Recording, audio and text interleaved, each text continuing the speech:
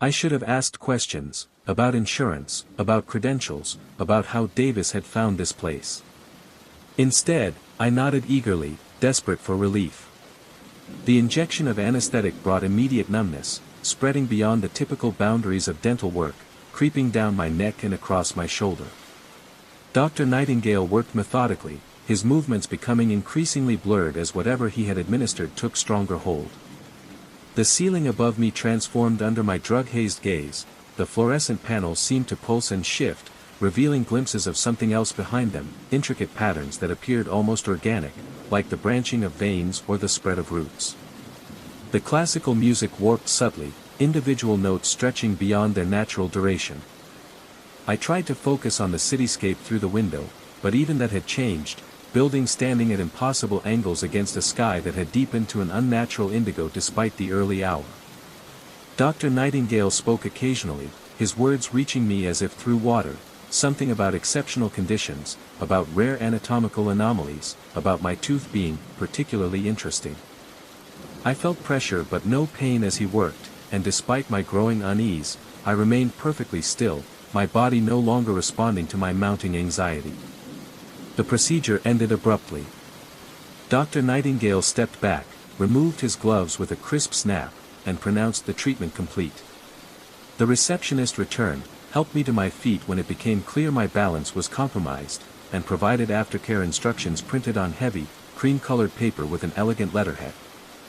I was to return in 7 days for a follow-up assessment.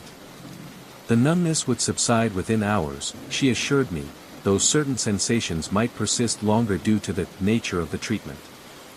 I left the building in a daze, the setting sun casting long shadows across the parking lot. The drive home remained a blur in my memory, marked by wrong turns and near misses at intersections. That night, I slept deeply and dreamlessly, waking the next morning with only a dull ache where the fierce pain had been. The week passed uneventfully. The infection appeared to have cleared, and I returned to work, mentioning my successful treatment to Davis in passing. He nodded distractedly, immersed in a spreadsheet, and made no acknowledgement of his recommendation. I attributed his lack of response to workplace stress and thought nothing more of it. On the 7th day, I returned to the building for my follow-up appointment. The lobby looked shabbier than I remembered, the floor tiles cracked in places, dust gathering in corners. The directory board showed no listing for Nightingale Dental Associates. Confused, I approached the security guard station behind a desk I hadn't noticed during my previous visit. According to him, there had never been a dental office in the building, certainly not in the last decade he'd worked there. Suite 813, he informed me with growing impatience, had been vacant since the previous tenant, a small accounting firm, had gone bankrupt 3 years earlier. I insisted I had been there just 1 week ago, but my protests only earned me suspicious glances and eventually a suggestion that I might want to check my records again. Determined to prove I wasn't losing my mind, I took the elevator to the 8th floor. The hallway appeared narrower, darker, and considerably more dilapidated than I remember. Emergency lights cast a jaundiced glow over peeling wallpaper and stained carpet. Suite 813's door was secured with a heavy padlock, rust accumulating around its edges. Through the clouded glass panel, I could make out an empty room with dust-covered floors and water stains spreading across the ceiling like invasive mold. It clearly hadn't been occupied for years. My heart raced as I pressed my face against the glass, desperately searching for any sign of the immaculate office I had visited. The taste of metal filled my mouth, and my recently treated tooth began to throb in perfect synchronization with my pulse. I stumbled back from the door, my reflection in the glass momentarily transforming into something unfamiliar, sharper features, deeper set eyes, a smile that stretched too wide. Back at work the next day, I confronted Davis about the referral. He looked at me with genuine confusion, then concern, as I described the mysteriously vanished dental office. He swore he had never given me an address, had never recommended a dentist, and suggested, with the careful tone people use when they fear someone might be unstable, that perhaps I should consider talking to someone professional about my experience. I tried to forget the incident, to rationalize it as some bizarre episode triggered by pain medication or stress. But certain details continued to haunt me, the way the cityscape from the window hadn't matched any possible view from the building's actual height and position, the unnatural coldness of Dr. Nightingale's hands, the peculiar letterhead on my aftercare instructions, which I could no longer find despite tearing apart my apartment in search of them. 3 weeks later, I noticed something when flossing, a small, hard object lodged in the gum beside my treated tooth. Using tweezers, I carefully extracted what appeared to be a sliver of metal, no larger than a grain of rice. Under my bathroom light, it gleamed with an unusual luster, neither silver nor gold, but something in between, inscribed with markings too tiny to decipher without magnification.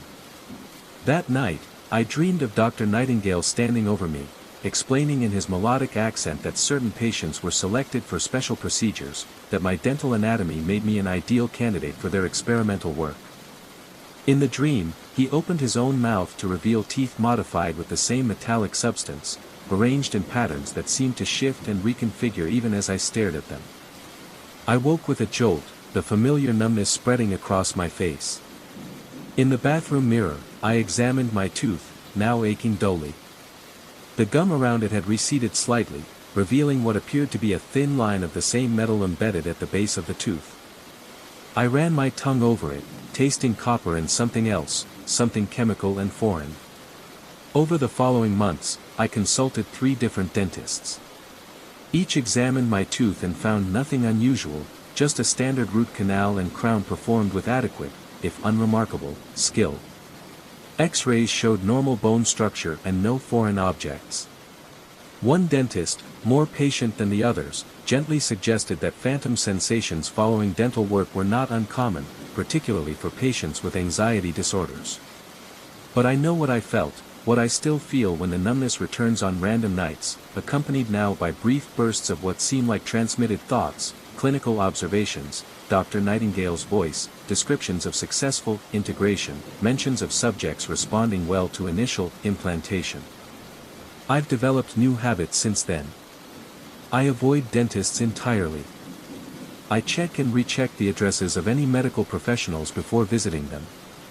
I've installed a small ultraviolet light in my bathroom, which I use nightly to examine my tooth, because under that specialized illumination, the crown emanates a faint, pulsing glow that no natural material should produce. Sometimes I drive past that building in Havenbrook, parking across the street to watch the 8th floor windows. Mostly they remain dark, but occasionally, always briefly, always late at night, lights flicker in Suite 813, casting angular shadows that move with unsettling precision. I've never worked up the courage to enter the building during these episodes. Part of me fears finding nothing but that empty, dusty room again. A greater part fears finding Dr. Nightingale waiting for me, instruments prepared for my next treatment. The small metal object I extracted sits in a glass vial on my nightstand. Sometimes it seems to shift position overnight, though I tell myself this is impossible. Twice I've tried to show it to others, but on both occasions, the vial appeared empty when I attempted to display it, only to reveal its contents again when I was alone.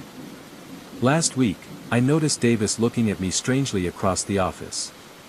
When our eyes met, he touched his jaw in exactly the spot where my treated tooth is located, then smiled, a smile that stretched slightly too wide, revealing teeth that caught the fluorescent lights with an unnatural gleam. He hasn't acknowledged the gesture since, responding with blank confusion when I carefully asked if his dental work had been done locally. I know how this sounds. I understand why no one believes me. But something happened in that dental chair in Suite 813, something beyond conventional explanation. Something was placed inside me, or perhaps something was awakened. And it remains there still, pulsing beneath the artificial crown, sending its signals to recipients I can only guess at. The most terrifying aspect isn't the possibility that I imagined everything, it's the growing certainty that I didn't. And the question of how many others like me are out there, carrying these small metallic seeds behind their perfect smiles, waiting for whatever harvest Dr. Nightingale and his associates have planned. Tonight, my tooth is throbbing again. Through my bathroom window, I can see the lights of the city, and somewhere among them, the building in Havenbrook. I wonder if Suite 813 is illuminated now, if Dr. Nightingale is. the fluorescent lights in the Harmon Business Center flickered with an unnatural rhythm, casting sickly shadows across the fourth-floor hallway. The constant electrical hum that permeated the building seemed to deepen as I approached the end of the corridor, clipboard in hand. Something about this place had felt wrong from the moment I'd accepted the contract to assess the commercial property, not wrong in any way I could articulate, just a persistent, gnawing wrongness that settled in the pit of my stomach and refused to dissipate. My name is Michael Reeves, Commercial Property Assessor for Westlake County. I've spent 15 years evaluating office spaces, retail locations, and industrial properties. I know buildings. I understand their logic, their patterns, their secrets. At least, I thought I did before I encountered Office 408A. It began 3 weeks ago when I received the assignment to conduct a comprehensive assessment of the Harmon Business Center, a 12-story structure built in the late 1980s. The work was straightforward: verify occupancy, document maintenance issues, assess market values, and update the county's property database.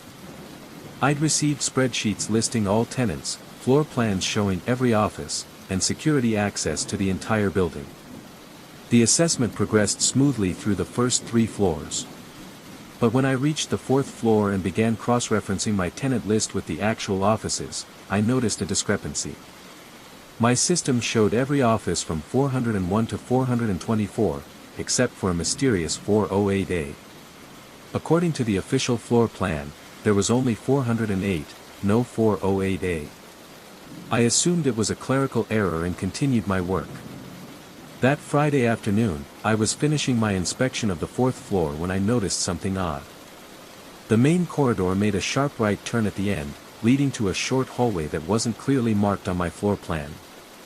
Following it, I discovered a door with a small, tarnished plaque reading 408A in faded lettering.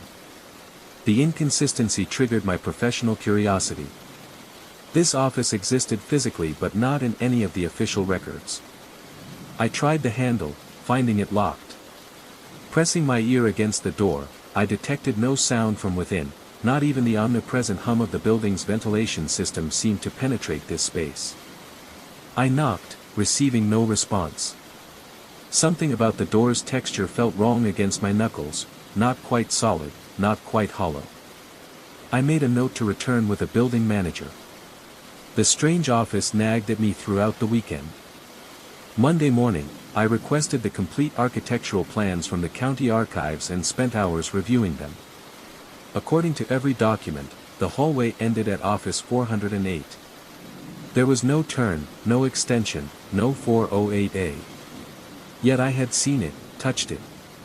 When I returned to the 4th floor the following week, I experienced the first real shock. The corridor ended exactly as the plans indicated, with a blank wall where I distinctly remembered seeing the right turn and hallway extension.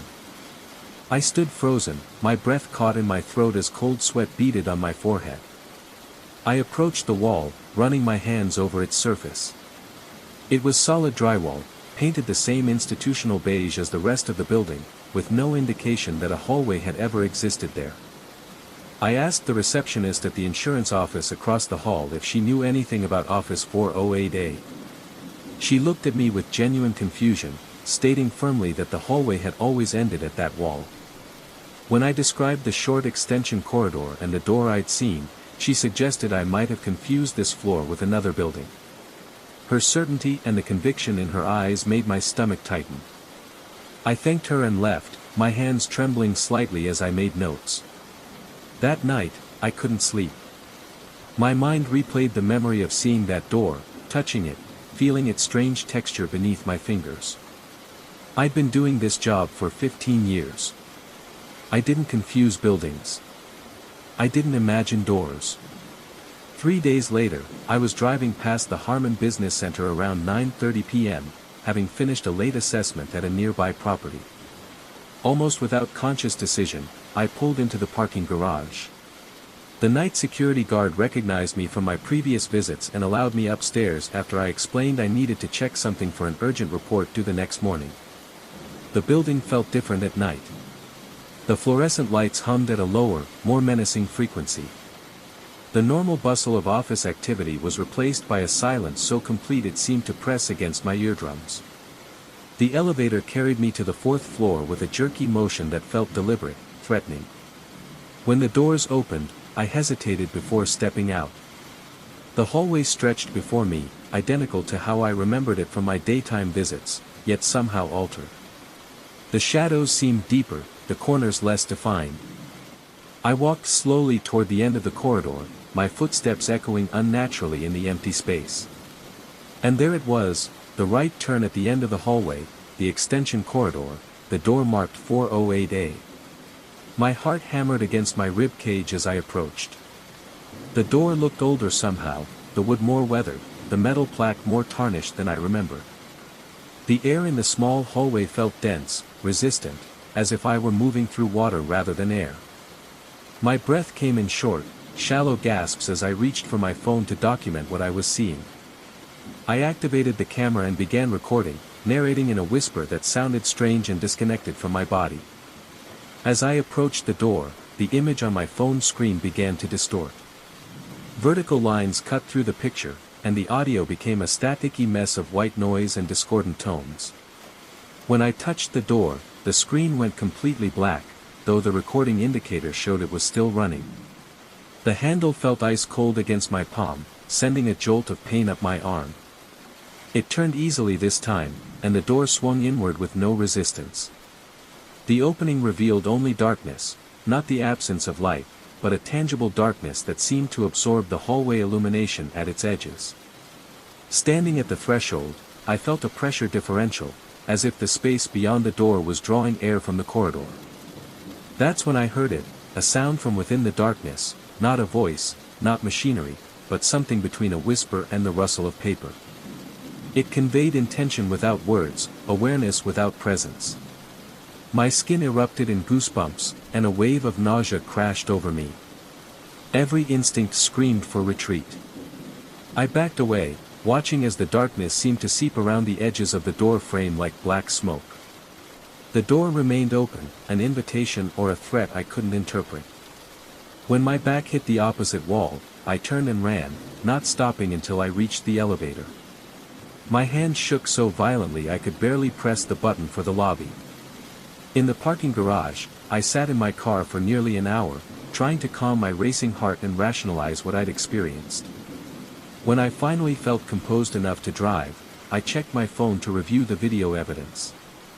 The recording was there, nearly 6 minutes long, but played back as visual static and a horrible screeching noise that forced me to mute my phone. The final frames showed what looked like elongated fingers reaching toward the camera before cutting to black. I told myself I needed verification, confirmation from another person that what I was experiencing was real. The next morning, I returned to the building with James, a security supervisor I'd befriended during my assessments. I explained that I needed to check something on the 4th floor but didn't elaborate on what we might find. As we walked the corridor together, I felt a creeping dread. When we approached the end, as I feared and somehow expected, the hallway terminated in the same blank wall I'd seen during my daytime visits. James looked at me with growing concern as I described the extension corridor and office 408A. The pattern in the plaster. It started subtly, the way these things always seem to. Maya had been living in the old apartment for about 3 months. It was cheap, spacious for the city, and had charming, if slightly crumbling, plaster walls with intricate, almost floral patterns pressed into them near the ceiling. She'd barely noticed the patterns until the 3rd week of November. She was working late on her laptop, the only light coming from the screen and a single floor lamp in the corner. The silence of the old building was deep, punctuated only by the distant rumble of the subway and the occasional creak of settling wood. That's when she saw it, or thought she did. On the wall opposite her desk, high up near the ceiling trim, a small section of the plaster pattern seemed to shift. It wasn't a crack spreading or dust falling. It was more like a ripple, a brief, liquid distortion that made the raised floral design momentarily blur, like heat haze over asphalt. She blinked, rubbed her eyes, attributing it to fatigue. She'd been staring at the screen for hours. Probably just eye strain. She looked again. The wall was perfectly still, the pattern crisp under the dim lamplight. But a seed of unease had been planted. Over the next few nights, she found her gaze drifting back to that spot. Nothing happened. She started to relax, telling herself she'd imagined it. Then, one evening, while reading on the couch, she saw it again. This time, it wasn't just a ripple. A small, distinct spiral shape within the larger floral pattern seemed to slowly, almost imperceptibly, rotate. Like a tiny gear grinding within the wall. It turned maybe a quarter rotation over several seconds, then stopped. Her heart gave a hard thump against her ribs. She stood up, walked closer to the wall, running her fingers over the plaster. It was cold, solid, utterly immobile. There was no mechanism, no vibration, nothing to explain what she thought she'd seen. She took photos with her phone, zooming in, comparing them later. Nothing looked out of place. She tried to rationalize. Old buildings settle. Maybe temperature changes caused minute expansions and contractions in the plaster. It seemed unlikely to manifest as a precise rotation in one small detail. The disturbances became more frequent, though still maddeningly subtle. Sometimes it was the ripple effect, spreading slightly further along the trim.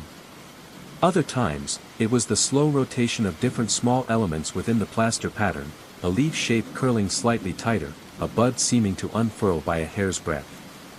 It only ever happened late at night, when the building was quiet, and always when she was alone. Sleep became difficult. She'd lie in bed, staring at the shadowed patterns on her bedroom ceiling, convinced they were moving just outside her peripheral vision. Every creak of the floorboards, every sigh of the radiators, felt connected to the subtle voodoo occurring on the walls. She started leaving lights on, hoping the brightness would deter whatever it was. It didn't. The patterns shifted regardless, their movements seemingly more confident under direct light. She mentioned it tentatively to her landlord, an old man who shrugged it off. Plaster dust, maybe. Old places breathe, you know. He didn't seem concerned. She thought about calling a building inspector, but what would she say? "Excuse me, I think the decorative swirls on my wall are moving slightly." She felt ridiculous. One Friday night, exhausted and frayed, she decided to confront it. She sat directly facing the wall, light on, phone ready to record. For almost an hour, nothing happened. The plaster remained stubbornly inert. Just as she was about to give up, convincing herself she was truly losing her grip, it started. Not just one small spiral, but a whole section of the pattern began to move. It wasn't random shifting, it was coordinated. Multiple floral elements rotated in unison, ripples flowed outwards from a central point and then back inwards, like a slow, silent tide pulsing within the wall. It was mesmerizing and deeply horrifying. The pattern wasn't just moving, it was behaving. It felt deliberate, almost organic. She managed to record about 30 seconds of it before her hand started shaking too badly. Watching the playback later sent ice water through her veins. The video was clear. The pattern was moving. It undulated, pulsed, shifted in ways that defied physics. There was no sound, just the silent, impossible animation embedded in the solid wall. That night, the feeling of being watched, which had been a low hum of anxiety before, became an overwhelming certainty. It felt like the wall itself was aware of her, its countless plaster eyes observing her reaction. The subtle movements took on a new character, less like random shifts, more like breathing. A slow, rhythmic pulsing that seemed to sync with the deepest silences of the night. She couldn't stay. The next morning, numb with lack of sleep and a creeping dread that felt like it was physically crawling under her skin, she started packing. She avoided looking directly at the pattern trim, but she could feel it. A silent, expectant energy radiating from the walls. As she carried the last box out, she paused at the doorway, forcing herself to look back one last time. The apartment was empty, bathed in the gray morning light. She scanned the walls near the ceiling. The plaster pattern was still. Perfectly, unervingly still. But just as she turned to leave, she saw it out of the corner of her eye. High up on the wall facing the hallway, outside her apartment door, a small section of the identical plaster pattern rippled. A slow, languid pulse that seemed to acknowledge her departure. Maya didn't wait. She fled the building, not stopping until she was miles away, surrounded by the noise and anonymity of the city. She never went back, abandoning her deposit and several belongings.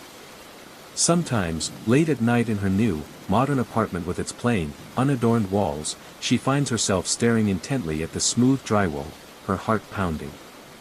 She reassures herself there are no patterns here, nothing to watch her, nothing to move. But occasionally, when the city outside falls into a rare moment of quiet, she thinks she can feel it. A faint, rhythmic pulsing in the very structure around her. Like the building itself is taking a slow, deep breath. And she wonders if the pattern wasn't just in the plaster, but if the plaster was just the place it chose to show itself. And she wonders where it might show itself next. The mimic in the mirror. Liam first noticed it on a Tuesday morning. Standing bleary-eyed in front of his bathroom mirror, toothbrush in hand, he caught a flicker of movement that didn't match his own.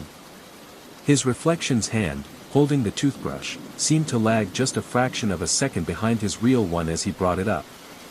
He paused, watching intently. He moved his hand again, slowly this time. The reflection mirrored him perfectly. He blinked, shook his head. Too little sleep, too much coffee yesterday. He finished brushing, splashed water on his face, and forgot about it. Until Thursday.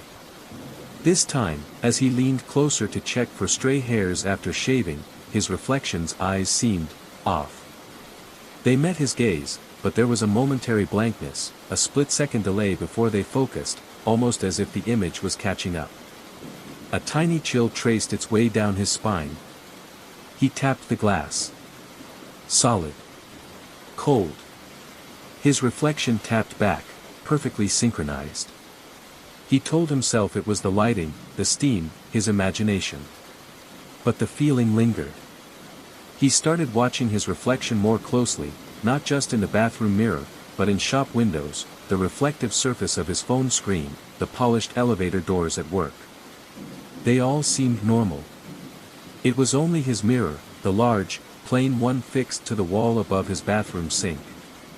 The incidents became slightly more frequent, always subtle, always deniable. A head turn that completed a microsecond too late. A smile in the reflection that didn't quite seem to reach the eyes, holding a hint of something flat and watchful. He started performing little tests, quick movements, sudden expressions.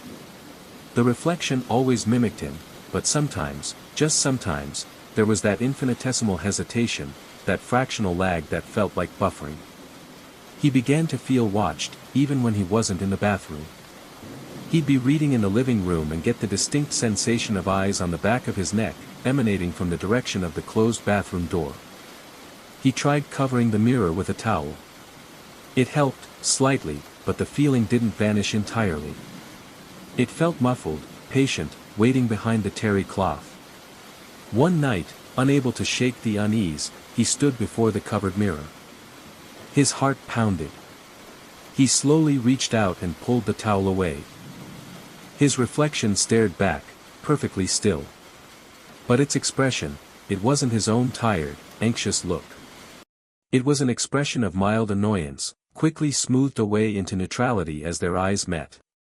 Liam felt his blood run cold. He hadn't imagined that. The reflection had reacted to the towel being removed before he himself had fully registered his own expression. He backed away slowly, never taking his eyes off the mirror until he was out of the bathroom, pulling the door shut with a soft click. He didn't sleep in his bedroom that night, opting for the lumpy couch, leaving the bathroom light on. The next day, he avoided the bathroom mirror altogether, using the small, cracked mirror in the hallway closet instead. But the feeling of being observed persisted, stronger now, a low hum of awareness throughout the apartment. He felt a growing pressure, a sense that the thing in the mirror was becoming impatient. Driven by a mixture of fear and a desperate need for proof, he decided on one last test that evening. He stood before the bathroom mirror, phone held discreetly at his side, recording video. He went through his nightly routine, washing his face, brushing his teeth, forcing himself to act normally, though his hands trembled. He moved deliberately, watching his reflection. It was flawless, mimicking every tiny motion. Then, he did something unplanned. Mid-brushstroke, he suddenly dropped the toothbrush into the sink with a clatter and spun away from the mirror, turning his back completely. He waited 3 seconds, heart hammering, then spun back around. His reflection was still facing the mirror, mirroring his shocked expression from before he turned away. It hadn't turned its back. For a terrifying instant, the image in the glass was him, frozen in surprise, while the real Liam stared at its unmoving back. Then, with a speed that was nauseatingly fluid, the reflection snapped around to face him again, its expression perfectly matching his current horror. But Liam had seen it. The incontrovertible proof. It wasn't just lagging, it was operating independently. He didn't scream. A cold, paralyzing dread locked his throat. He backed out of the bathroom, grabbed his keys and wallet, and fled the apartment, not bothering to lock the door. He spent the night at a cheap motel across town, leaving the bathroom light off and avoiding glancing at the mirror above the dresser. Sleep was impossible. The image of his reflection, facing the wrong way, was burned into his mind. What was it? What did it want? Why his mirror? He never went back to the apartment. He called the landlord, gave a vague excuse about a family emergency, and arranged for a friend to pack his essential belongings, instructing him explicitly not to touch or cover the bathroom mirror. He lost his deposit and most of his stuff, but he didn't care. Liam moved to a new apartment, one with no large, fixed mirrors. He bought small, freestanding ones he could turn to the wall or put away. For weeks, he avoided his own reflection as much as possible. The intense feeling of being watched faded, replaced by a constant, low-level anxiety. He thought, maybe, he was safe. Then one rainy afternoon, he was waiting for a bus, staring absently at his faint reflection in the dark glass of the bus shelter. The streetlights flickered on behind him. In the glass, his reflection turned its head to look at the lights fractionally before he did. A familiar cold dread washed over Liam. It wasn't the mirror. It was him. Or rather, it was the thing that mimicked him.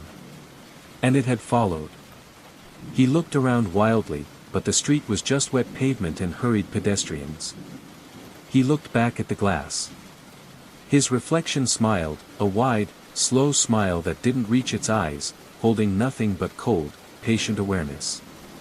It knew he'd seen it. And the horror wasn't just that it mimicked him, it was the chilling implication that maybe, just maybe, it was getting better at it. The rule of 3 knocks. It started with a misplaced grocery list. Clara was sure she'd left it on the kitchen counter, but after searching everywhere, she found it tucked neatly inside her shoe by the front door. Strange, but she shrugged it off, blaming her own forgetfulness. A few days later, her favorite mug, the blue one she always used for morning tea, vanished from the drying rack. She spent 10 minutes hunting for it before finding it sitting perfectly centered on her closed laptop lid in the living room. Again, weird. Annoying, even. But explainable. Maybe she was more tired than she realized. The small, inexplicable relocations continued. Keys appearing on the bookshelf, a book from her nightstand found balanced on the bathroom faucet, her reading glasses perched atop a lampshade. It was never destructive, just odd. Precise, almost deliberate placements of everyday objects in places they absolutely shouldn't be. Clara started doubting herself, wondering if she was developing memory problems or even sleepwalking. She lived alone in a quiet apartment building, locks always secured. There was no sign of forced entry. She even set up her phone to record the living room one night, but the footage showed nothing but empty, silent hours. Then came the knocks. It was late, nearing midnight. Clara was drifting off to sleep when she heard it, 3 distinct, quiet knocks. Tap. Tap. Tap. They weren't loud, not like someone urgently demanding entry. They sounded like they came from inside her apartment. Maybe the bedroom door. Heart pounding, she sat up, listening intently. Silence. Just the low hum of the refrigerator from the kitchen. Probably the pipes settling, she told herself, although it hadn't sounded metallic. It had sounded like knuckles on wood. She forced herself to lie back down, pulling the covers tighter. The next night, it happened again. Tap. Tap. Tap. Same time, same quiet deliberation. This time, it sounded closer, perhaps from the closet door across the room. Goosebumps rose on her arms. She whispered, "Who's there?" Her voice trembled in the stillness. No response. Only the heavy silence pressing back. She didn't sleep well after that. The misplaced objects continued, becoming slightly more unsettling. A kitchen knife laid carefully on her pillow, she found it before getting into bed, thankfully, her toothbrush standing upright in the sugar bowl. The daytime oddities felt mischievous, but the nighttime knocks felt different. They felt like a prelude. On the third night of the knocks, Clara was ready. She sat awake in bed, a heavy flashlight clutched in her hand. Midnight arrived. Silence stretched. Then, tap. Tap. Tap. This time, it was undeniably coming from her bedroom window, the one overlooking a quiet alley 3 floors down. Impossible. Her breath hitched. With trembling hands, she aimed the flashlight beam at the window. Nothing. Just the dark glass reflecting her own wide, terrified eyes. But as she held the beam steady, she heard it again, softer now, almost hesitant. Tap. Tap, followed by a faint, dry scrape against the glass. She scrambled out of bed, backing away towards the bedroom door, flashlight beam still fixed on the window. She fumbled for the light switch, flooding the room with harsh fluorescent light. The scraping stopped. The window was empty, untouched. No ledges outside, no fire escape nearby. Nothing could logically be at her third-floor window, knocking. The next day, Clara felt like she was living in a different reality. The air in her apartment felt thick, charged. She noticed a pattern she hadn't consciously registered before. The misplaced objects always seemed to be things she had recently touched or used. The grocery list, the mug, the keys, the knife, the toothbrush. That evening, desperate, she searched online forums for objects moving on their own, phantom knocking, anything. She found scattered accounts, urban legends, but nothing concrete. Then she stumbled upon an obscure forum thread discussing old folklore. It mentioned a superstition, the rule of 3 knocks. The post was fragmented, poorly written, but the gist was terrifying. It spoke of a presence, a collector of sorts, that signals its interest by subtly moving personal items. If the inhabitant ignores or rationalizes these signs, the presence escalates. It begins knocking, 3 knocks, each night, from a different location within the dwelling, drawing closer. The folklore warned, never acknowledge the 3rd knock on the 3rd night. Don't respond, don't investigate, don't even look towards the source. Acknowledging it, the thread claimed, confirmed an invitation. Clara's blood ran cold. Last night had been the 3rd night of knocks. And she had looked. She had shown the flashlight directly at the window. She spent the rest of the evening in a state of near panic. What had she invited? The misplaced objects seemed to stop. The apartment was eerily still. No keys on bookshelves, no mugs on laptops. My reflection was there, dimly visible, but behind it, deeper within the blackness, something pale had shifted. Like a face turning away just as I looked. I blinked, rubbed my eyes. Must be exhaustion, screen fatigue playing tricks. I shrugged it off, gathered my things, and left. The next night, it happened again. I powered down, and as the screen went dark, I watched it intently. For a split second, clear as day, I saw a face in the monitor's black depths. It wasn't mine. It was pale, featureless except for two dark smudges where eyes should be, and it was looking straight out. Then, it vanished, leaving only my own wide-eyed reflection staring back. My heart hammered. I flicked the monitor back on, the familiar desktop appeared. Off again, just blackness and my reflection. I checked the power cord, the connections. Everything was normal. I told myself it was a strange afterimage, a weird burnout on the screen phosphors. But it hadn't looked like a technical glitch. It had looked intentional. Over the next few nights, the phenomenon became more persistent. Every time I turned off the monitor, the pale face would appear for a second or two in the dark screen. Sometimes it was looking straight out. Sometimes it seemed turned slightly to the side. It never moved much, just lingered, observing, before fading. I started dreading the end of my workday. I'd leave the monitor on longer than necessary, staring at bright web pages, anything to avoid that moment of powering down. I tried cleaning the screen meticulously, thinking it was some bizarre smudge. No change.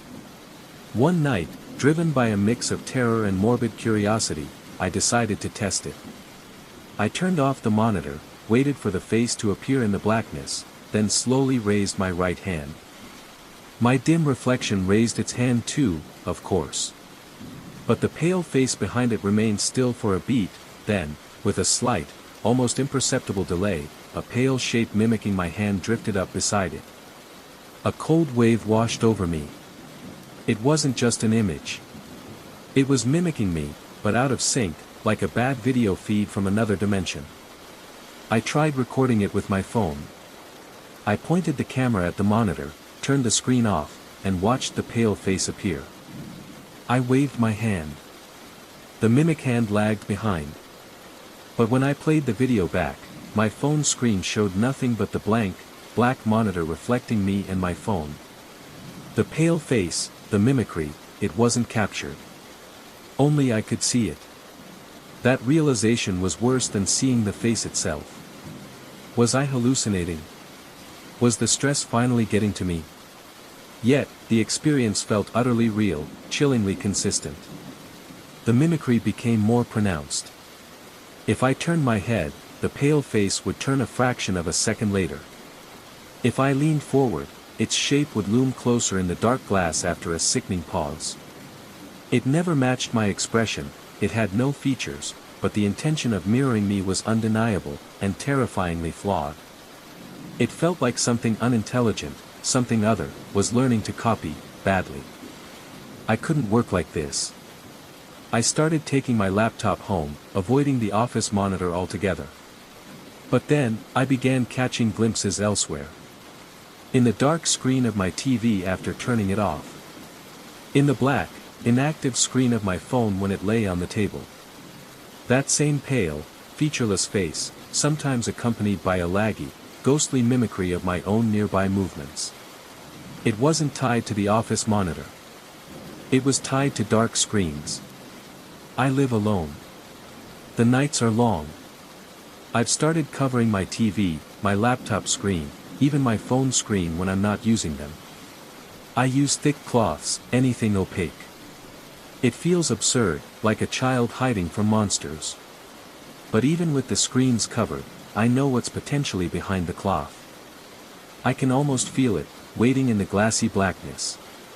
Sometimes, I catch myself staring at a covered screen, imagining the pale face appearing beneath the fabric, mimicking my stare with its featureless gaze, just a half second behind reality. How long before the delay disappears? How long before it learns to mimic perfectly?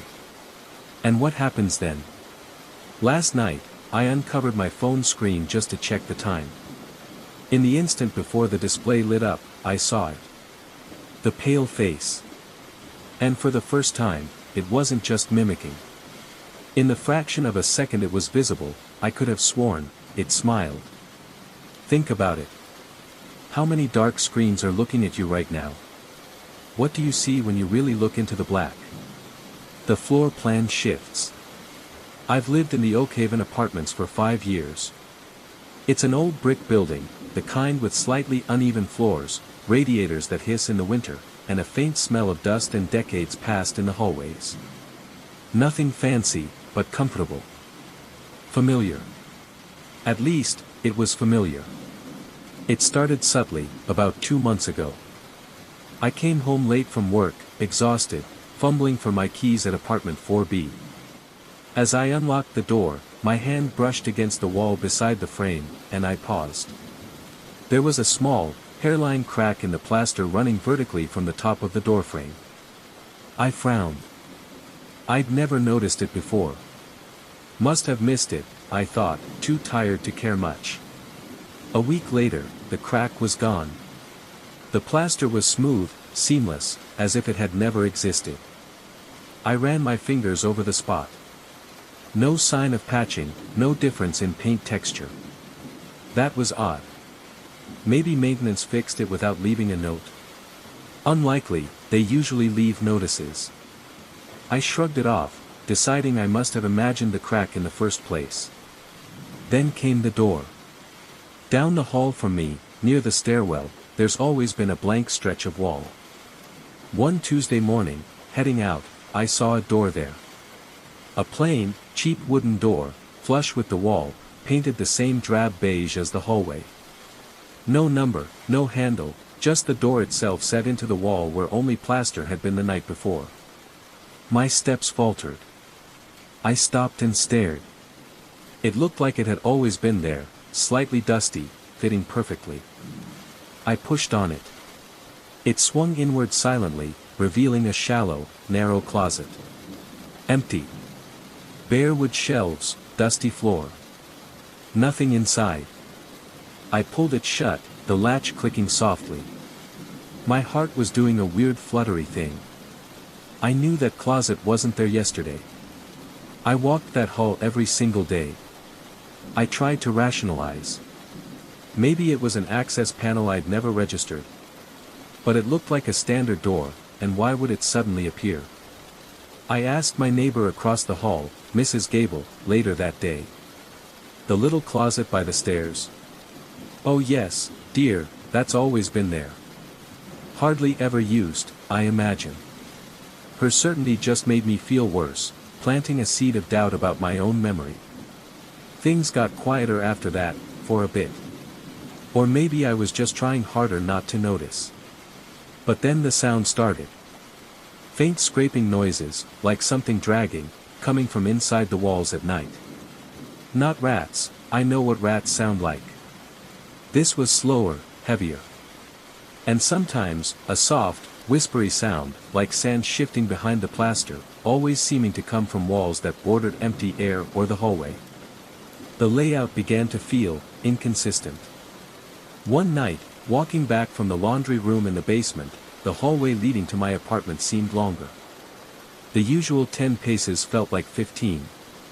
The pattern on the worn carpet seemed to repeat more times than it should. My skin prickled.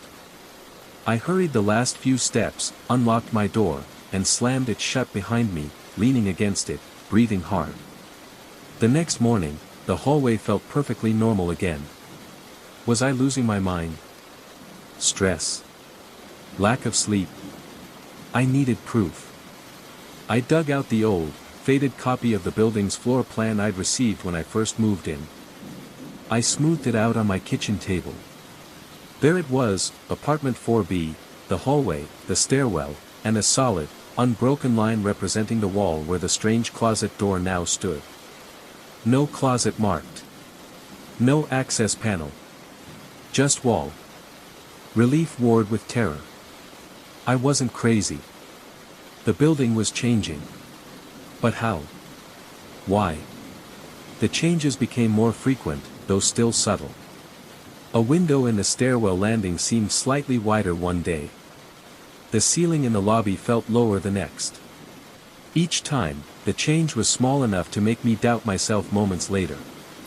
The scraping sounds behind the walls grew a little louder some nights.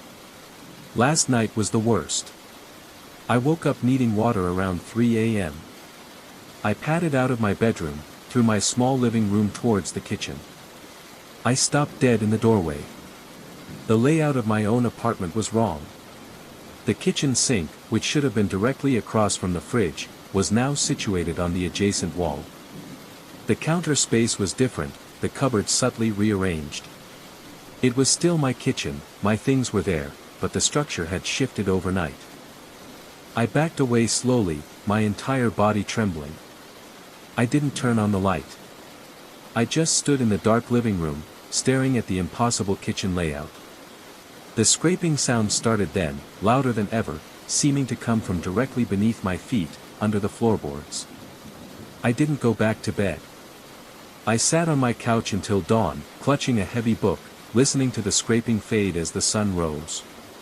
The kitchen layout, when I finally dared to look in the daylight, was back to normal. Sink across from the fridge. Everything as it should be. But I know what I saw. I know this building isn't just old, it's wrong. It rearranges itself in the dead of night, shifting walls, adding doors, lengthening hallways, changing the very floor plan around its sleeping occupants. I need to leave. But a horrifying thought keeps looping in my head: if the building can change its internal layout, can it change the way out? What if, one night, I open my apartment door and the hallway outside isn't the one I know? What if it leads somewhere else entirely within these shifting brick walls? The sun is setting now. The radiators are starting their nightly hissing. And I swear, the wall opposite my couch looks just a few inches closer than it did this morning. I only know that it's out there, spreading quietly. A mental contagion passed through a glance, a photo, a description, a doodle. An impossible loop you can't unsee, waiting patiently in the forgotten corners and in the quiet spaces of the mind, replicating itself one glimpse at a time. And the most unsettling part is wondering how many people now carry it, completely unaware they are hosts to a silent, looping unease. The unsent letter. When my great-aunt Alara passed away, I inherited her small, cluttered cottage by the sea. Sorting through her belongings felt like excavating layers of a quiet, solitary life. In the back of a wardrobe, tucked beneath yellowed linens, I found an antique wooden writing box. It smelled faintly of lavender and old paper. Inside, nestled amongst dried flowers and faded ribbons, was a single, sealed letter. The envelope was thick, creamy parchment, addressed in elegant, looping script to a Mr. Alastair Finch, but with no street address, city, or stamp. The wax seal on the back, bearing an indistinct floral crest, was unbroken. Curiosity warred with a sense of privacy. Who was Alastair? Why was the letter never sent? Holding it, I felt a strange weight, not just physical, but emotional. A profound, inexplicable wave of melancholy washed over me for a moment, as sudden and unexpected as a rogue wave hitting the shore outside. I dismissed it as grief for my aunt, the atmosphere of the old house, maybe even the scent of the dried lavender triggering a memory. Respecting the unbroken seal, I placed the letter back in the box and set it aside on the mantelpiece, intending to research Alastair Finch later. That night, sleep was difficult. Not because of noise, but because of an oppressive sadness that settled in my chest, a heavy, tearless ache I couldn't trace to any specific thought. It felt foreign, borrowed. I kept thinking of lonely shores and words left unsaid. Once, I woke abruptly, certain I'd heard the faint sound of someone weeping softly nearby, but the cottage was utterly silent save for the sighing wind. A few days later, my friend Maya came to help me sort through books. She admired the writing box. "This is beautiful," she said, picking it up carefully. "What's the letter?" "Unsent, apparently," I replied, explaining my find. "Addressed to some Alastair Finch. Feels strangely sad, doesn't it?" I gestured vaguely at the box. Maya held the sealed letter for a moment, turning it over in her hands, her brow furrowed slightly. "Yeah," she murmured. "It does have a sort of heavy feeling." She put it back carefully.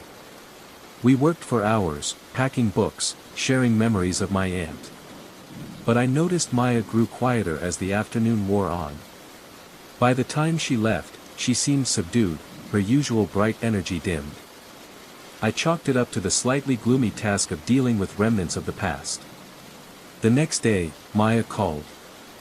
"Weird thing," she said, her voice sounding flat. "I've been feeling so incredibly down since yesterday. Like, really profoundly sad, and I have no idea why. Nothing happened. Did sorting through your aunt's things maybe just get to me more than I thought? A cold knot formed in my stomach. Down how? Just, heavy," she struggled to explain. "Like carrying a huge weight. I keep wanting to cry, but I can't. And I had the strangest dream last night. I was standing on a foggy beach, waiting for someone who never arrived. Waiting for someone who never arrived. Like an unsent letter." My gaze drifted to the writing box on the mantelpiece. The connection felt tenuous, illogical, but terrifyingly real. Had Maya caught the sadness just by holding the letter? My own melancholy hadn't lifted, if anything, it felt deeper, intertwined now with a growing unease. I started noticing fleeting things, a whiff of unfamiliar, old-fashioned perfume in empty rooms, the peripheral sense of a figure in outdated clothing standing just out of sight, the recurrence of that soft, spectral weeping when the house was quietest. It felt like Aunt Alara's quiet sadness, amplified by the unsent letter, was leaking into the present. Driven by a desperate need for answers, I dove into my aunt's diaries and old family albums. I found mentions of a young man named Alastair Finch, someone Alara had been deeply in love with decades ago, before he moved away abruptly, communication ceasing. There were pages filled with aching loneliness and unspoken words. The final entry about him simply read, "Wrote to Alastair today. Perhaps this time." The diary ended shortly after. She had likely written the letter, full of decades of pent-up emotion, but for some reason, fear, pride, hopelessness, she never sent it. She died with that intense, unresolved longing trapped within the sealed envelope. The horror was understanding that this potent emotion, this lifetime of regret and sorrow, had somehow imbued the physical object. It wasn't a traditional haunting by a spirit, but by the feeling itself. And it was contagious. Touching the letter, perhaps even being near the box with intent or sensitivity, allowed the profound sadness to latch onto a new host. Maya had held it. I had held it. I knew I couldn't leave it where someone else might find it, touch it, and become infected by this quiet, devastating sorrow. Destroying it felt wrong, disrespectful to my aunt's trapped emotions. Burning it might release the feeling in a more chaotic way. With trembling hands, I took the writing box, the unsent letter still sealed inside. I wrapped it carefully in layers of thick cloth, then placed it inside a sturdy metal tin. I drove miles away, deep into a part of the woods far from any path, and buried the tin beneath the roots of an old, gnarled oak tree. Back at the cottage, the oppressive weight began to lift almost immediately. The phantom weeping ceased. The air felt lighter, cleaner.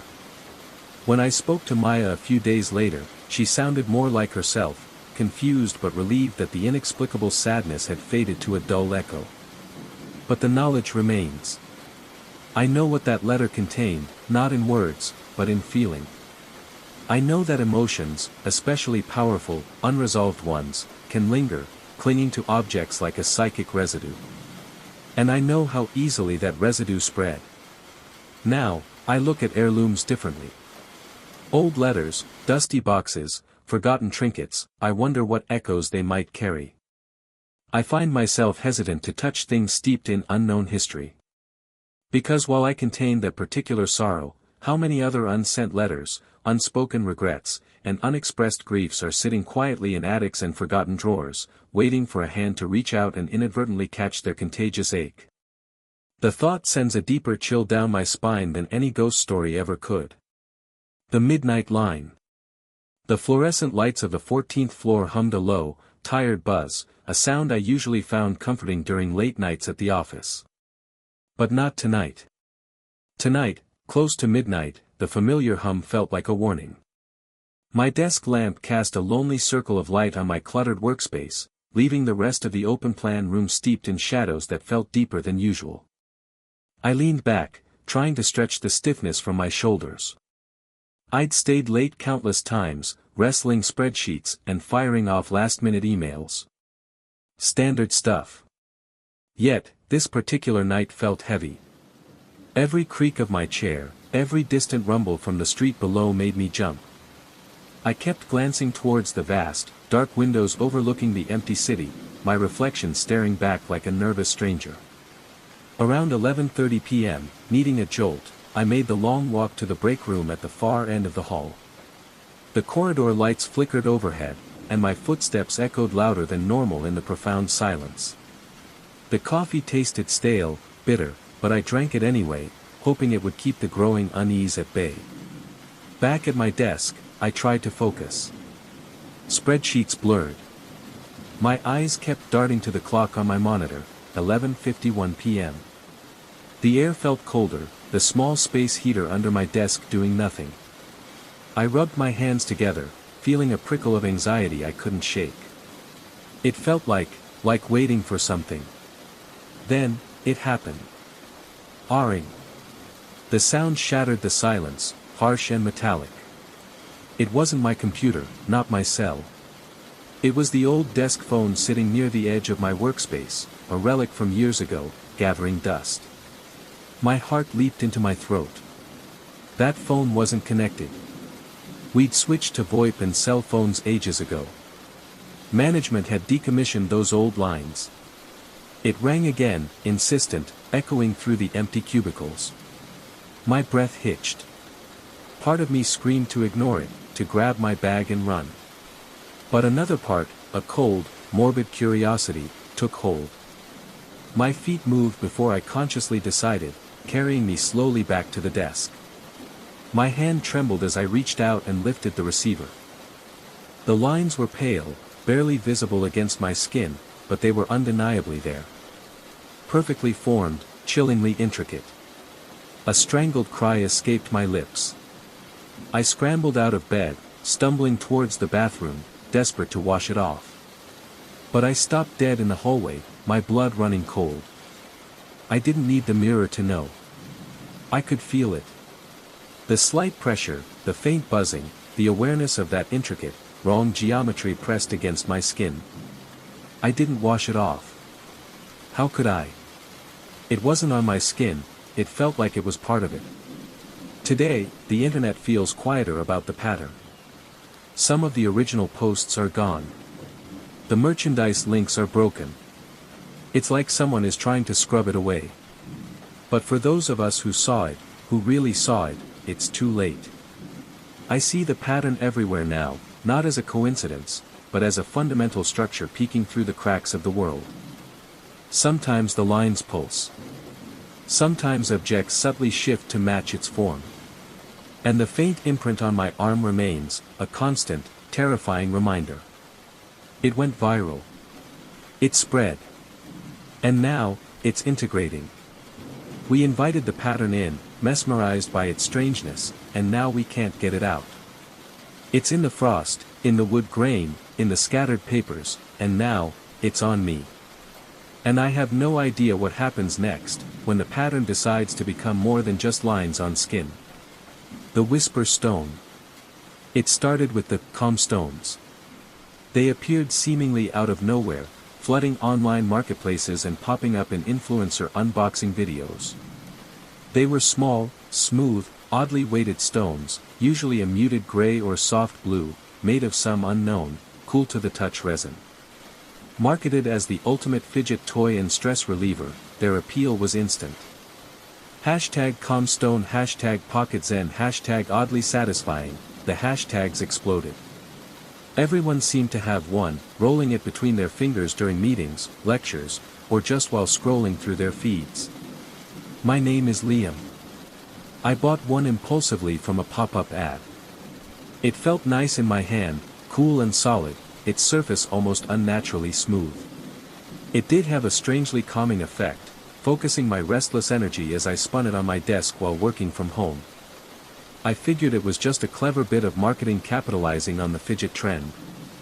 The quiet started subtly. I live alone in a usually noisy apartment building, traffic outside, neighbors moving around, the hum of the fridge.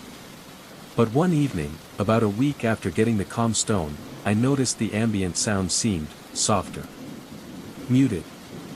I thought maybe my ears were blocked, or I was just tired. I put the stone down on my nightstand and went to bed. That night, I woke up suddenly. The room was utterly silent. Not just quiet, but a heavy, pressing absence of sound. No traffic hum, no heating system clicking, not even the sound of my own breathing seemed to echo normally. It felt like being wrapped in thick cotton. Panic tightened my chest. I sat bolt upright, straining my ears. Nothing. Then, faintly, from the direction of the nightstand, I thought I heard it, a soft, sibilant SH. Like someone whispering, trying to keep a secret. I flicked on the lamp. The calm stone sat innocently on the wood. The whispering, if it had ever been there, was gone. The normal, low-level sounds of the apartment building slowly filtered back in, though they still felt distant. My heart was pounding. Just a weird dream, I told myself, but the unnatural silence had felt chillingly real. Over the next few days, the phenomenon repeated. Periods of unsettling quiet, followed by the perception of a faint, indecipherable whisper seemingly emanating from the stone when the silence was deepest. It wasn't recordable. I tried setting my phone next to it, but the playback revealed only normal room tone, perhaps even quieter than usual. Online, amidst the glowing reviews and pictures of calm stones artfully arranged on desks, similar anecdotes began to surface, buried in comment sections or posted on obscure forums. Anyone else notice things get really quiet when holding their calm stone? Swear I heard my stone whisper last night. Freaked me out. Hashtag calm stone weird. Is it just me or does the silence feel heavy? Like it's pressing in? These posts were often dismissed as imagination, tinnitus, or people being suggestible. The company behind calm stones issued a generic statement about the stones being made of inert, sound-dampening resin, intended to enhance focus. But the effect intensified for me. The periods of silence grew longer, sometimes lasting minutes. During these times, the whispers became slightly more defined, though never forming actual words. It sounded like hushed breaths, tiny clicks, the rustle of dry leaves, all layered together into something that felt intentional but incomprehensible. I started feeling a strange anxiety during the silence, like I was missing something important, like the world outside the bubble of quiet was moving on without me. I tried putting the stone in a drawer, but found myself unconsciously reaching for it, needing that smooth, cool weight in my hand. Leaving it behind felt wrong.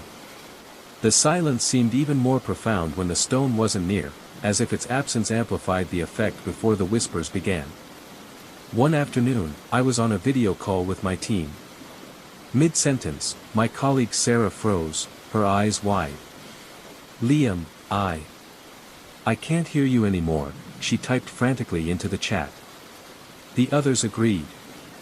They could see my mouth moving on screen, but no sound was coming through. My audio input showed it was working fine. On my end, their voices had become distant, muffled whispers. The calm stone was sitting right next to my laptop. I quickly slid it away, into my pocket. A few seconds later, Sarah gasped, "Okay, you're back." That was so weird. The silence wasn't just in my perception anymore. It was somehow interacting with technology, selectively muting things around the stone. That evening, I decided I'd had enough. The calming effect was long gone, replaced by a gnawing dread. I took the calm stone outside to the communal trash bins behind my building. As I held it over the open lid, the silence descended instantly, heavier than ever before. The usual city evening sounds, distant sirens, chatter from open windows, cars, vanished.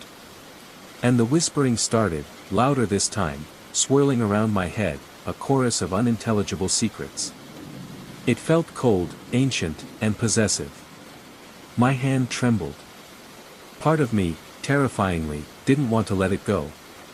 It felt like discarding a piece of myself, But the invasive nature of the silence, the feeling of being listened to by the whispers, finally won. I dropped the stone into the bin. The sound of it clattering against other trash was abruptly, shockingly loud. All the ambient noise of the city rushed back in, almost painfully intense. The whispers stopped cold. Relief washed over me so strongly my knees felt weak. The next day, #CalmStoneRecall was trending. The company cited potential auditory side effects and urged immediate disposal. The internet moved on, chasing the next trend. But sometimes, late at night, when the building is quiet, I still experience moments of that heavy, pressing silence. It never lasts long, but it's there. And sometimes, just on the edge of hearing, I think I catch the faintest sibilant sh. I never found out what the calm stones really were, or what the whispers wanted. I just know they spread fast, offered quiet, and tried to take something more in return. And I worry about how many weren't thrown away. The house without locks. I should have known something was wrong from the start. The rent was so low it felt like a typo, a number missing a zero. The landlord, a shifty guy who avoided eye contact, mumbled something about the previous tenants leaving in a hurry. The weirdest part? None of the doors inside or out had locks. Not broken locks, just none. Smooth wood where the mechanism should be. He claimed they used heavy doorstops, giant wedges of wood, and that it was just a quirk of the place. Being a locksmith by trade, I wasn't too worried. Annoyed, maybe, but fixable. I needed a cheap place fast, and the house itself, a small, single-story bungalow with a tired-looking yard, seemed harmless enough. Still, walking through it the first time, it felt hollow. Not just empty, but like the air itself was thin and used up. I noticed scuff marks on the floors and faint scratches on the walls near the doorframes, right where a doorknob might hit if swung open too hard. I brushed it off as wear and tear. My first night, I didn't even unpack much. I went straight to work, installing brand new, high-quality deadbolts on the front door, the back door, my bedroom door, and the kitchen door leading outside. I tested each one meticulously. The satisfying click of the bolt sliding home felt like I was claiming the space, making it secure. Soft scraping or tapping noises from within the walls, sometimes near the floor, sometimes high up near the ceiling. And more footprint-shaped cracks appeared. Near the kitchenette. Along the wall bordering the empty apartment. Near the bathroom door. Sometimes they looked like handprints, fingers splayed. They weren't deep, just these disturbing outlines etched into the surface, accompanied by tiny flakes of paint dust on the floor beneath them. I started feeling watched, constantly on edge. I'd be reading on the couch and hear a soft tap-tap-tap from the corner. I'd be showering and hear a faint scratch from behind the tiles. I tried talking to the landlord again, mentioning the cracks looked like footprints. He brushed me off, blaming humidity and settling. He sounded impatient, eager to end the call. One night, around 2 a.m., I heard rhythmic knocking, soft but deliberate, coming from the wall shared with the vacant unit. Knock, knock, knock, knock. It paused, then repeated. My breath hitched. Was someone in there? A squatter? But the door was locked, the neighbors insisted it was empty. I crept to the wall, flashlight aimed. The footprint cracks seemed to shimmer in the beam, the shadows playing tricks, making them look raised. I reached out, touching one outline. For a split second, I felt a faint vibration under my palm, like a distant tremor, before pulling my hand back as if burned. Panic began to set in. I started leaving lights on, sleeping fitfully on the sofa, my bedroom door open so I could watch the hallway. I considered moving out, but where would I go on such short notice? And how would I explain breaking the lease? My walls have footprints appearing from the inside. One Saturday, determined to get proof, I stayed up, hidden in the dim living room, phone camera ready, facing the wall with the most activity. Midnight brought the hallway footsteps. Then, the scraping inside the wall began, closer this time. I held my breath, flashlight beam fixed on the largest footprint crack near the baseboard. Then I saw it. The plaster around the footprint outline pulsed. It pushed outward, maybe half an inch, the paint flaking, before retracting. It was like something inside the wall was pressing against it, testing the barrier. A wave of dizziness washed over me. The shape pulsed again, a slow, deliberate pressure from within. I fumbled for my phone, hands shaking, but by the time I aimed the camera, the wall was still. The cracks looked inert, just flaws in old plaster. I haven't slept properly since. The cracks multiply slowly. Sometimes I find fresh paint dust. The scratching and tapping continue, intermittent, unpredictable. It doesn't feel aggressive, not yet. It feels like something, existing, just beyond the thin barrier of the wall. Something moving within the structure of the building itself, leaving its traces like ghostly fossils in the plaster. I walk around my own apartment feeling like I'm sharing it. Every creak, every tap sends my heart racing. I keep my phone close, the number for emergency services ready, but I haven't called. How do you report footprints manifesting in your walls? Right now, it's late. The lights are on. I'm sitting on the edge of my couch, staring at the wall opposite. My skin prickles. I just heard a faint, rhythmic tap, tap, tap from behind the plaster near the floor. It knows I'm listening. It's there. Moving. Waiting. And I'm trapped here, living inches away from whatever leaves its chilling impressions on the other side. The glitch in the glass. It started subtly. So subtly, I thought I was just tired. You know how you catch your reflection in a window or a mirror, just a quick glance. That's all it was. But one evening, walking past the hallway mirror, I stopped. I'd blinked, but in the glass, my reflection's eyes seemed to close a fraction of a second after mine opened. I shook my head, dismissed it. Too little sleep, too much screen time. But it happened again the next day, in the bathroom mirror. Blink. Pause. Blink. My reflection was lagging, just my eyes. I tested it, waved my hand, tilted my head, everything else was perfectly synchronized. Only the blink was off. It was small, but it burrowed under my skin. Over the next week, it got weirder. Sometimes, I'd glance at my reflection in the darkened TV screen after turning it off, and its head would be tilted slightly, even though I was sitting perfectly straight. Or I'd see its lips parted in a faint O shape in the microwave door glass when my own mouth was firmly closed. Tiny, momentary discrepancies. Easy to ignore, easy to rationalize. Until the smile. I was washing my hands, looking down.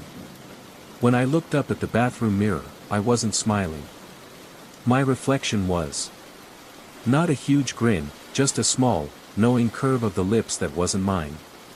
It lasted only a second before snapping back to match my own shocked expression, but I saw it. My heart hammered against my ribs, cold dread washing over me. I started avoiding mirrors. I covered the one in the hallway with a scarf. I'd turn away from shop windows. I brushed my teeth staring at the sink basin. But it was like knowing there's a spider in the room, even if you can't see it, you feel it. I felt watched, especially near reflective surfaces. One night, I couldn't stand the avoidance anymore. I needed to know if I was losing my mind.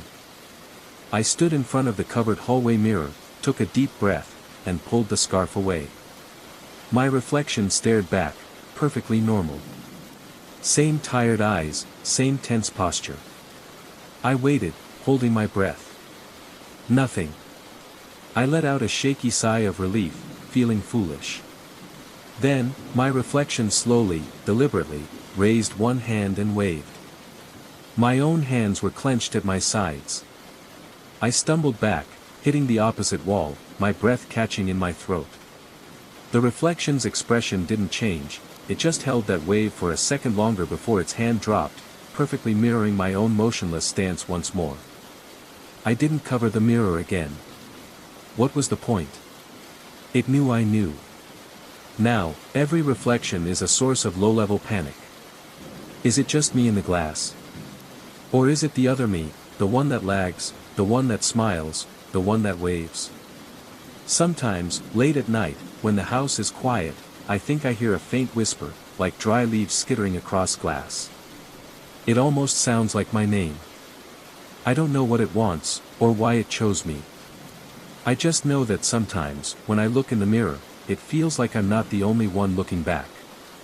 And I'm starting to wonder, which one of us is the real reflection? The pattern on the ceiling. It started with a single, faint crack above my bed. Just a hairline fracture in the old plaster. I live in an older apartment building, so I figured it was just the place settling. I didn't think much of it for the first few days. Then, I noticed another small crack branching off from the first. And a day later, another. They weren't spreading randomly, they seemed to be forming a sort of jagged line, heading towards the center of the ceiling. Still, I told myself it was just old plaster doing what old plaster does.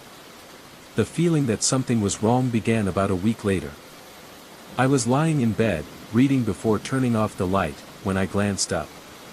The pattern of cracks looked different. Sharper, somehow. More deliberate. It wasn't just random lines anymore, it was starting to look like interconnected angles, almost geometric, but with no symmetry I could recognize. A cold knot formed in my stomach. I got out of bed and stood on a chair to get a closer look, tracing the lines with my finger. The plaster felt solid, cold.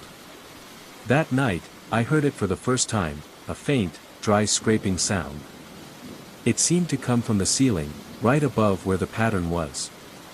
It was soft, like sandpaper on wood, and intermittent. I turned my light back on, heart pounding, but the ceiling looked exactly the same. The sound stopped. Over the next few days, the pattern grew. More tiny cracks appeared, connecting to the main shape, making it more complex. It didn't look like any symbol I knew. It looked like something ancient and wrong. And the scraping sound returned each night, always soft, always stopping the moment I focused light or attention directly on the ceiling. I started losing sleep. I'd lie awake, staring into the darkness above, imagining those cracks spreading, imagining what was making that sound just inches above my head. I tried sleeping on the couch, but the thought of what might be happening to my bedroom ceiling while I wasn't there kept pulling me back. One morning, I woke up with a gasp. Sunlight streamed through the window, illuminating the ceiling clearly. The pattern had changed drastically overnight. It was larger, more intricate, and in the center, where the lines converged, there was something new. It looked disturbingly like footprints. Tiny, oddly shaped footprints etched into the plaster, leading out from the central point and trailing towards the wall. My breath hitched. I scrambled out of bed, feeling dizzy. Footprints. On my ceiling. They weren't deep, just faint outlines, but they were undeniably there. And the scraping sound from the night before suddenly felt terrifyingly purposeful. I called my landlord. I tried to sound calm, just mentioning some unusual cracks appearing rapidly. He sent a maintenance guy over who glanced up, shrugged, said it was probably water damage from the apartment above, even though there were no stains, patched the most obvious cracks with some spackle, and left. That night, the scraping was louder. And when I woke the next morning, the spackle was gone, flaked onto my floor like dry snow. The footprints were back, clearer than before, and there were more of them, trailing further across the ceiling. Now, I sleep with the lights on. It doesn't stop the scraping. It doesn't stop the pattern from changing almost imperceptibly each day. Sometimes, I feel like I'm being watched from above. When I lie very still, I can almost feel a pressure, a weight, concentrating on the ceiling directly over my bed. I don't know what the pattern means or what's making the footprints. I don't know what's scraping just beyond the plaster. All I know is that every night, I lie awake staring up at it, feeling the cold dread seep into my bones, wondering when those tiny footprints will reach the wall, and start coming down. The static on the line. It started about 2 weeks ago. My landline phone rang, which is weird enough, who even calls landlines anymore? I picked it up, expecting a telemarketer or maybe a wrong number. Hello. Silence. Not complete silence, though.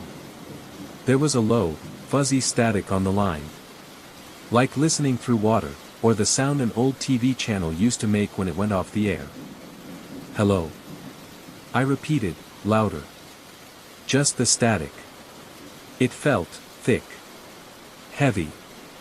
After a few more seconds, I hung up, figuring it was just a bad connection or a pocket dial from somewhere. But it rang again the next evening. Same time, almost to the minute. I answered. Same heavy, fuzzy static. No voice, no clicks, just that oppressive sound. This time, I stayed on the line longer, maybe 30 seconds, listening intently. There was nothing within the static, but the static itself felt wrong. Like it was intentional. I hung up again, a little prickle of unease on my neck. It became a daily occurrence. Every evening, between 7:15 and 7:20 p.m., the landline would ring. Always, unknown caller, on the ID. Always that same, thick static. I started letting it go to the answering machine, but it never left a message. The machine would just record 30 seconds of that dense static before cutting off. Deleting those messages felt strange. It wasn't just noise, listening to the playback gave me a headache, a dull pressure behind my eyes. I tried unplugging the phone for a few nights. Peace. But the silence felt wrong too, like I was just delaying it. When I plugged it back in a few days later, it rang that evening, right on schedule. Static. Then, things shifted slightly. One night, I was cooking dinner when it rang. I ignored it. But as I moved around the kitchen, chopping vegetables, I felt like the static on the unheard line was following my movements. It's impossible, I know. But the feeling was intense, like whatever was generating that sound was somehow aware of me, tracking me through the walls. My hand slipped with the knife, nearly cutting my finger. I stopped answering. I stopped listening to the messages. But I couldn't stop knowing it was happening. That specific time slot every evening became filled with dread. My shoulders would tense up around 7 p.m. I'd find myself holding my breath, waiting for the ring that inevitably came. Last night was different. I was tired of the dread, tired of the waiting. When it rang at 7:17 p.m., I snatched the receiver. What do you want? I didn't shout, but my voice was tight. The static pulsed. Just once. It got slightly louder, sharper, for less than a second, then settled back into its thick, fuzzy drone. It was a reaction. It heard me. I slammed the phone down, my hand shaking. My heart was pounding so hard it hurt. It wasn't just a bad connection. It wasn't random. Something, somewhere, was deliberately sending this sound to my phone, every single night. It was listening. It had reacted. The phone is sitting across the room now. It's almost 7 p.m. The silence in my apartment feels heavy, charged. I keep glancing at the phone, imagining the wires humming, imagining that thick static gathering somewhere, waiting to pour through the line. Waiting for 7:15. I don't know what happens if I don't hang up. I don't know what it is. I just know it calls every night, and the sound it makes isn't empty. It feels like it's waiting for something. And I'm terrified I might eventually find out what. The little wooden box. It started innocently enough. I found the little wooden box at a dusty flea market, tucked between chipped teacups and faded postcards. It was plain, dark wood, no carvings, no lock, just a simple, smooth cube maybe 4 inches across. Something about its unassuming nature pulled me in. It felt cool and solid in my hand.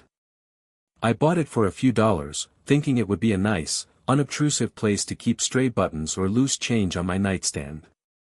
I live alone. My apartment is small but usually feels safe, until the box arrived. The first morning after buying it, I noticed the lid was slightly ajar. I distinctly remembered closing it flush the night before. Shrugging it off, I pushed it shut and went to work. The next morning, the lid was open again.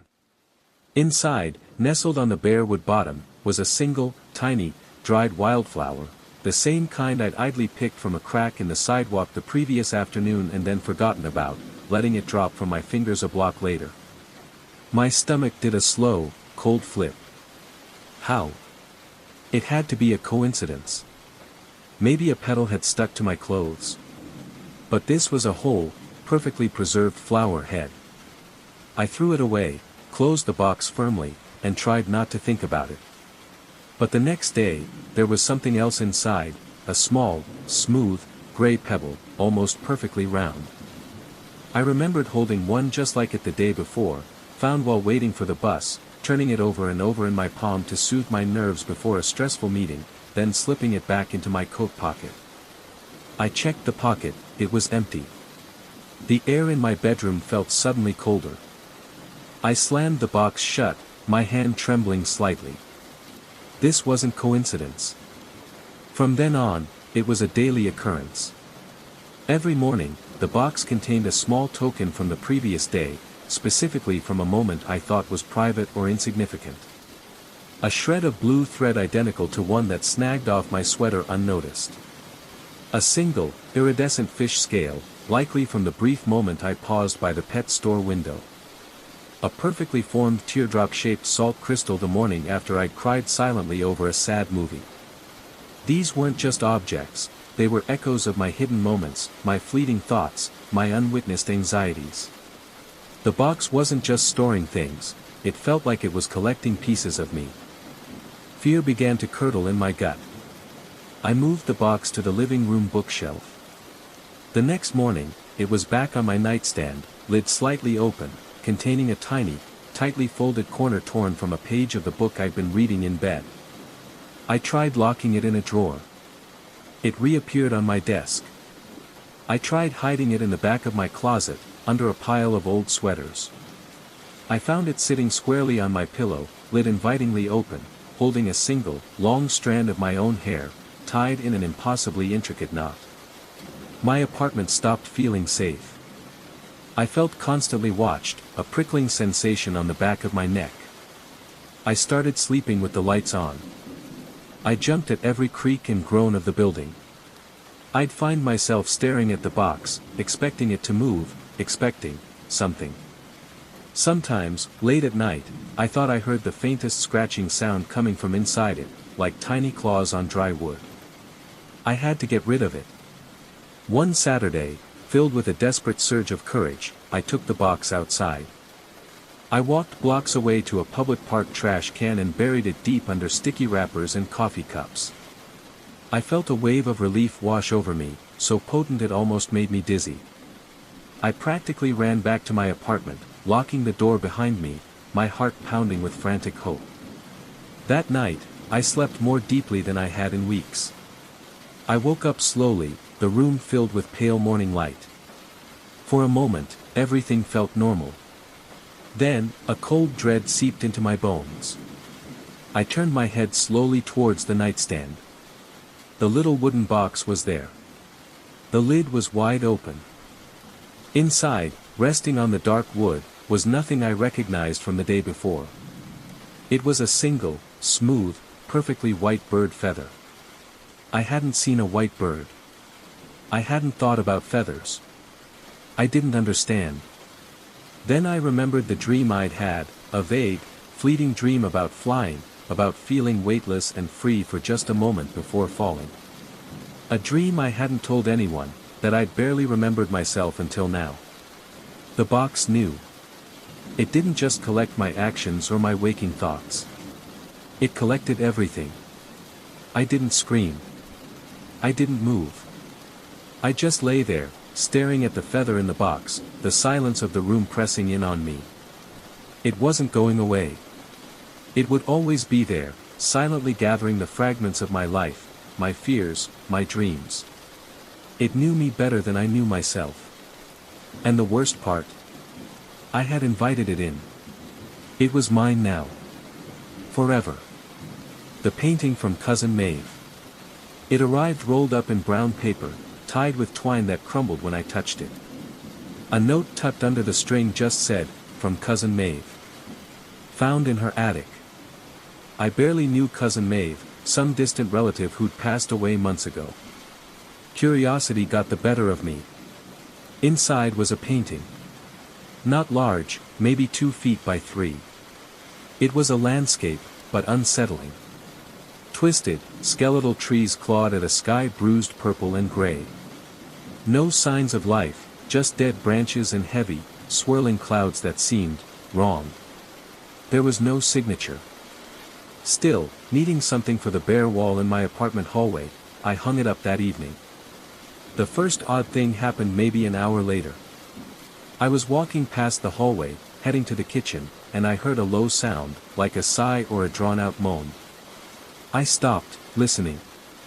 My apartment building is old, full of creaks and groans, but this felt different. Closer. I peered into the hallway. The painting hung still. I shook my head, blaming tired ears, and moved on. Over the next few days, I kept glancing at it. I couldn't help it. Did that big, gnarled tree on the left always lean quite so much? Were the clouds always gathered so thickly in that corner? I told myself it was tricks of the light, the way shadows fell in the narrow hall.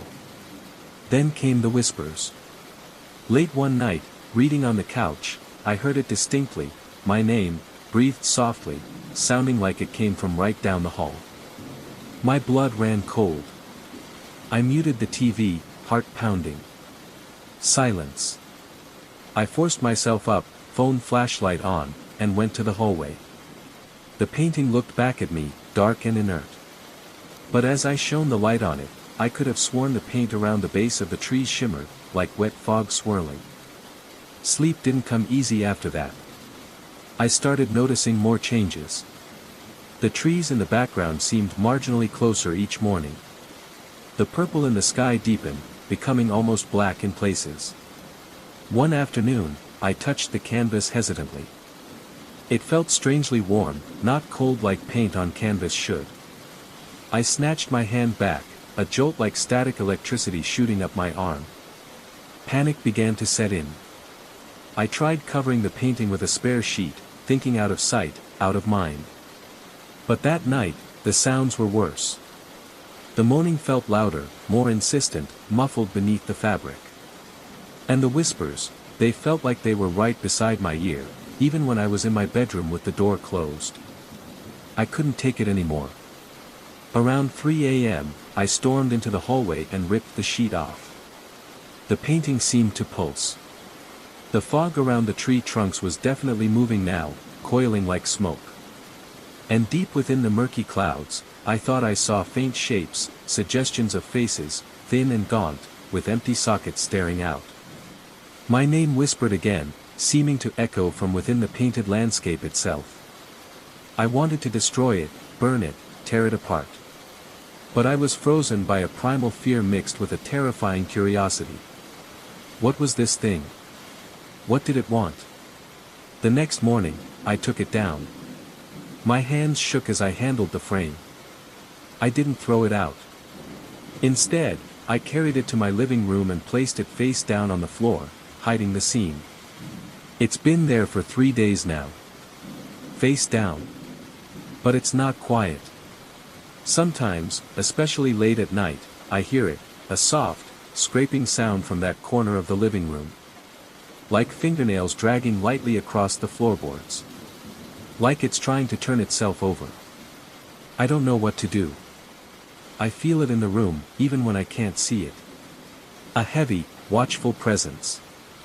I can't bring myself to touch it again, let alone get rid of it. It came from family, didn't it? What if getting rid of it is worse?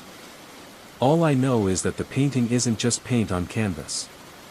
It's alive, in some horrible way. And I think it's waiting. Face down on my living room floor, it's just waiting. And listening. The armchair that remembered. I found it tucked away in the dusty corner of a sprawling antique mall, the kind of place that smells like old paper and forgotten memories. It was a wingback armchair, upholstered in a faded, deep green velvet that looked soft despite its age. The dark wood frame had elegant curves, slightly worn at the armrests. It just felt right. Perfect for the empty corner of my living room. The woman running the stall seemed almost relieved when I said I'd take it. Good, she'd muttered, barely meeting my eye. It's been here a while. Needs a home. I paid, loaded it awkwardly into my car, and didn't think much more about her reaction. Setting it up in my apartment, I admired how it filled the space. That first evening, I sank into it with a book. It was surprisingly comfortable, enveloping me. But as I settled, there was a faint, almost imperceptible shift beneath me, like the cushion was adjusting itself after I stopped moving. I shifted, thinking it was just old springs, but the feeling was oddly specific. A few days later, I came home from work and tossed my bag onto the couch. As I walked past the armchair, I stopped. There was a distinct impression in the velvet seat cushion, the shape of someone having been sitting there recently. Not just a general sag, but a clear indentation. I live alone. No one had been over. My heart gave a little jump. I reached out, the spot felt faintly warm to the touch. The warmth faded even as my fingers hovered over it. Okay, that's weird, I whispered, the silence of the apartment suddenly feeling heavier. I smoothed the velvet, telling myself it was just the way the fabric settled, maybe the light playing tricks. But it kept happening. Sometimes I'd walk into the room and see that telltale depression in the seat. Other times, I'd catch a faint scent hanging in the air around it, not exactly unpleasant, but old, like dried flowers and dust, maybe a hint of faded perfume. It was strongest when the room had been closed up for a while. Then came the sounds. Not loud bangs, but soft, intimate noises. A gentle creak of the wood frame when I wasn't even near it. A faint rustle of the velvet, like someone shifting their weight, heard only in the dead quiet of night. Sometimes, reading on the couch across the room, I'd glance over and swear the armchair sighed, a soft release of air that wasn't just the house settling. My skin would prickle. I started avoiding sitting in it. One Saturday, I decided it was making me uneasy enough that I should move it to the spare room. I gripped the worn wooden armrests. As I pulled, the chair didn't just scrape the floor, it emitted a low, groaning sound from deep within its frame, like stressed timber resisting. It felt heavier than it looked, unnaturally anchored. I strained, managing to drag it a few inches, the groan turning into a sharp crack that made me jump back, heart hammering. It felt stubborn. Almost defiant. I left it there, slightly askew, for the rest of the afternoon. When I came back into the living room later, intending to try again, it was back in its original position. Perfectly aligned with the corner, as if I'd never touched it. That's when the real fear started. Not just unease, but a cold dread. How? I checked the floor for scrape marks from it sliding back, nothing. It was just back. I stopped trying to move it. I tried to ignore it. But now, I felt watched whenever I was in the living room. My gaze would be pulled towards it. Sometimes, out of the corner of my eye, I thought I saw a flicker of movement near the headrest, a shadow darker than the velvet, vanishing when I looked directly. The air around it often felt colder than the rest of the room. Last night was the worst. I woke up around 3 a.m., needing a glass of water. As I walked through the dark living room, guided only by the moonlight through the window, I saw it. Someone, or the shape of someone, was sitting in the armchair. It was a silhouette, slightly translucent, leaning back against the cushions, head tilted as if listening. I froze, unable to breathe, unable to scream. My legs wouldn't move. The shape didn't turn towards me, but I felt its attention, a heavy, ancient awareness. Then, slowly, it faded, melting back into the velvet until only the empty chair remained, bathed in moonlight. I didn't get water. I backed away slowly into my bedroom and locked the door, something I'd never done before. Today, the chair looks normal. Just an old piece of furniture in the corner. But I know what I saw. And I know what I feel. It remembers being sat in. It remembers its place in the room. Maybe it even remembers the person who sat there for years before me. And now, it's waiting. Waiting for me to sit down again, perhaps. Or waiting for something else entirely. I don't want to find out. But it's in my home, and I have no idea how to make it leave.